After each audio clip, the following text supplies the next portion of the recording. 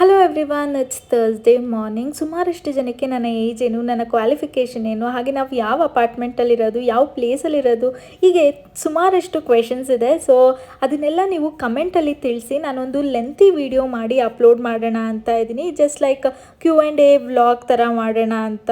Normal ಆಗಿ weekly once bisibele Baat ಮಾಡ್ತೀನಿ ಟಿಫನ್ನಿಗೆ.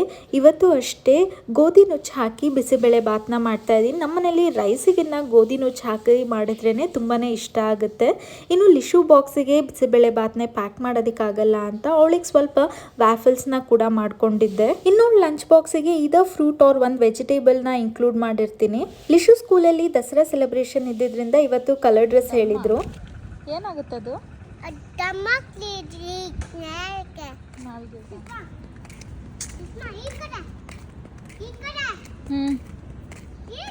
Thank you for watching. Bye bye.